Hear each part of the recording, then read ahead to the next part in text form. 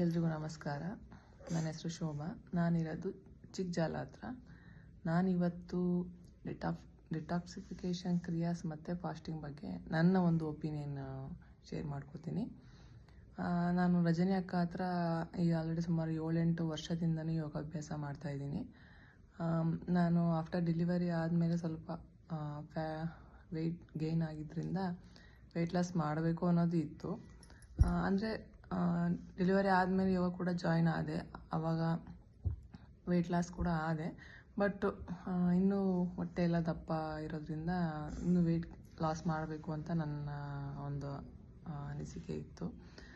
ಅದೇ ಟೈಮಲ್ಲಿ ಅಕ್ಕ ಇದ್ರ ಬಗ್ಗೆ ಈಗಾಗಲೇ ಒಂದ್ಸರಿ ಶೇರ್ ಮಾಡಿದ್ರು. ಬಟ್ ನಾನು ಇನ್ನೂ ಆವಾಗ ಮಾಡೋವಷ್ಟು ಮಗು ಇಟ್ಕೊಂಡು ಫಾಸ್ಟಿಂಗ್ ಎಲ್ಲ ಮಾಡೋಕ್ಕೆ ಕಷ್ಟ ಆಗುತ್ತೆ ಅಂತೇಳಿ ನಾನು ಜಾಯ್ನ್ ಆಗಿರಲಿಲ್ಲ. ಬಟ್ ಈಗ ಜಾಯ್ನ್ ಆದಮೇಲೆ ಕ್ರಿಯಾಸ್ ಎಲ್ಲ ಮಾಡಿ, ನಾನು ಮುಂಚೆ ಮಾಡಿರೋರು ನೋಡಿದ್ದೆ. ಬಟ್ ಕ್ರಿಯಾಸ್ ಎಲ್ಲ ನನ್ನ ಕೈಲಿ ಆಗುತ್ತಾ ಇಲ್ವಾ, ಮಾಡ್ತೀನಾ ಇಲ್ವಾ ಅನ್ನೋದೇ ನನಗೆ ಅನುಮಾನ ಇತ್ತು.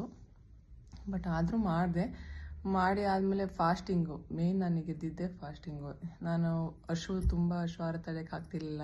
ಊಟ ತಿಂದ್ಬಿಡ್ತಾಯಿದ್ದೆ. ಯಾವಾಗಲೂ ಅಷ್ಟೇ, ಏನಾದ್ರು ಸಿಕ್ಕಿದ ತಕ್ಷಣ ಏನಾದ್ರು ಬ್ಯಾಗ್ ಹಾಕ್ಕೊಂಡು ತಿಂದ್ಬಿಡ್ತಾಯಿದ್ದೆ.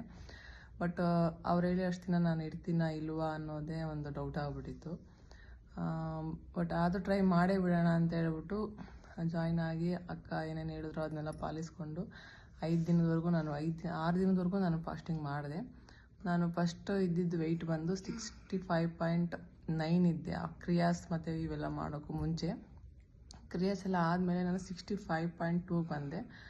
ಆಫ್ಟರ್ ಫಾಸ್ಟಿಂಗ್ ಇವೆಲ್ಲ ಡೈಲಿ ಮಾಡ್ತಾ ಲಾಸ್ಟ್ ನನ್ನ ವೆಯ್ಟ್ ಬಂದು 61.9ಗೆ ಬಂದೆ. 4 kg ನಾನು ಕಮ್ಮಿ ಆದೆ.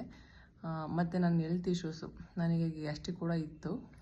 ಮತ್ತು ನನಗೆ ಇವಾಗ ಎಲ್ಲರೂ ತುಂಬ ಜನ ಹೇಳ್ತಾರೆ ತುಂಬ ಸಣ್ಣ ಅದೇ ಕೇಳ್ತಾರೆ ಅಕ್ಕಪಕ್ಕ ಎಲ್ಲ. ಸಣ್ಣ ಮಾಡಬೇಕಾದ್ರೆ ತುಂಬ ಜನ ಹೇಳಿರೋದು ಉಂಟು, ಸಾಕು ಸ್ಟಾಪ್ ಮಾಡಿಬಿಡು ಸಣ್ಣ ಆಗ್ಬಿಟ್ಟೆ ಹಂಗೆ ಹಿಂಗೆ ಅಂತ. ಬಟ್ ನನಗಿದ್ದಿದ್ದು ಒಂದೇ, ನಾನು ಇಷ್ಟು kg ರೆಡ್ಯೂಸ್ ಮಾಡಬೇಕು ಅಂತ ಅಂದ್ಕೊಂಡಿದ್ದೆ. ಬಟ್ ನಾನು ಅಷ್ಟು kg ರೆಡ್ಯೂಸ್ ಮಾಡಬೇಕು ಅಂತ ಮಾಡಿದ್ದೀನಿ. ಮತ್ತು ನನ್ನ ಹೆಲ್ತ್ ಇಶ್ಯೂಸಲ್ಲಿ ನಾನು ಎಷ್ಟು ಥ್ಯಾಂಕ್ಸ್ ಹೇಳಿದ್ರು ಸಾಲದು ಅಕ್ಕಾಗೆ. ಬಟ್ ಯಾಕೆಂದರೆ ನನಗೆ ಹೆಲ್ತ್ ಇಶ್ಯೂಸ್ ಕೂಡ ಇದೆ. ನಾನು ಹಿಂದೆ ಸುಮಾರು ನಾನು ಹೆಲ್ತ್ ಇಶ್ಯೂಸ್ ಸ್ಟಾರ್ಟ್ ಆದಮೇಲೆ ನಾನು ಯೋಗ ಜಾಯ್ನ್ ಆಗಿದ್ದು. ಬಟ್ ಸ್ಟಿಲ್ ನಾನು ಹೇಗಿದ್ದೀನಿ ಅಂತಂದರೆ, ನಾನು ನಿಜವಾಗ್ಲೂ ನನಗೆ ಹೆಲ್ತ್ ಇಶ್ಯೂ ಇದೆ ಅನ್ನೋದೇ ನನಗೆ ಗೊತ್ತಾಗಲ್ಲ. ಅಷ್ಟು ಆರಾಮಿದ್ದೀನಿ ನಾನು. ಇದೆಲ್ಲ ಕಾರಣ ರಜನಿ ಅಕ್ಕ. ನಿಮ್ಮಿಂದ ಇವತ್ತು ಇಷ್ಟು ಸಾಧ್ಯ. ಮುಂದೇನೂ ಹೀಗೆ ಇರಬೇಕು, ನಿಮ್ಮ ಕಡೆಯಿಂದ ಹೀಗೆ ಸೇವೆ ಸಿಗಬೇಕು ಅಂತ ನಾನು ಕೇಳ್ಕೊತೀನಿ. ನಿಮಗೆ ನನ್ನ ಕಡೆಯಿಂದ ತುಂಬ ಹೃದಯದ ಧನ್ಯವಾದ ಹೇಳ್ತೀನಿ ಅಕ್ಕ. ತುಂಬ ಥ್ಯಾಂಕ್ ಯು ಸೋ ಮಚ್.